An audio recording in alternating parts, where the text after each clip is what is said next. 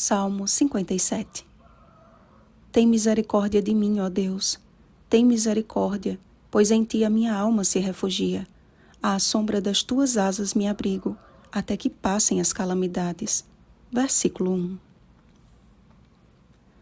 Diante da vista do suntuoso templo de Jerusalém, Jesus desviou o olhar de admiração de seus discípulos para as cenas finais deste mundo. O capítulo 24 do Evangelho segundo Mateus relata o sermão profético de Cristo.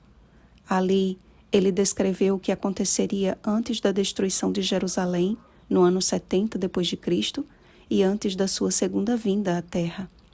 Guerras e rumores de guerras, fomes, terremotos, epidemias, são alguns dos sinais que ele nos revelou como sendo o princípio das dores. Mateus capítulo 24, versículo 8. Como a parturiente prestes a dar à luz, as contrações aumentam, e toda a criação a um só tempo geme e suporta angústias até agora. Romanos capítulo 8, versículo 22.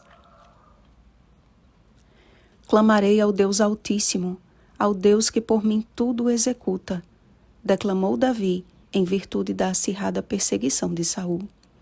Ele não sabia quando se veria livre daquele apuro, mas que enquanto aguardava livramento, estava em lugar muito seguro.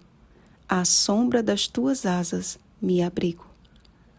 Os sinais descritos por Cristo aos seus discípulos estão perante os nossos olhos e rapidamente se avolumam. Ao nosso redor, vemos o medo e o desespero, e por outro lado, o descaso e a indiferença para com a palavra de Deus.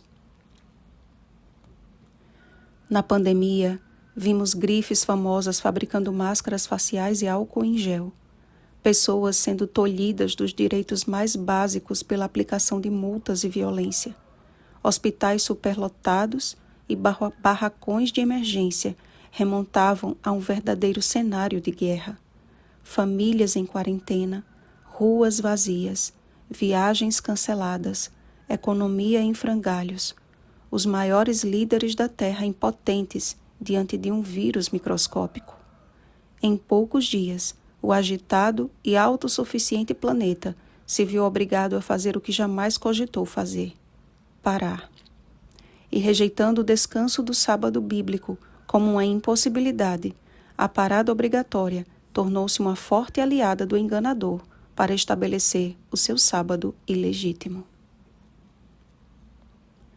Qual tem sido a nossa reação diante de tudo isso? Eis a reação de Davi em meio à forte tormenta. Firme está o meu coração, ó Deus, o meu coração está firme, cantarei e entoarei louvores. Não é errado sentir medo se ele nos leva para mais perto de Deus. Como uma criança que busca a segurança dos pais em noite de tempestade, precisamos nos abrigar nos braços do nosso Pai do céu, que dos céus nos envia o seu auxílio e nos livra. E como um filho que dá ouvidos à instrução de seu pai, precisamos estar atentos ao alerta que inaugurou o sermão profético de Cristo. Vede que ninguém vos engane. Mateus capítulo 24, versículo 4. A palavra de Deus é muito clara quanto ao verdadeiro dia de guarda. O sábado é o autêntico sinal de Deus entre ele e seu povo. Ezequiel capítulo 20, versículos 12 e 20. É a digital do Criador no tempo, e seremos severamente provados quanto a isso.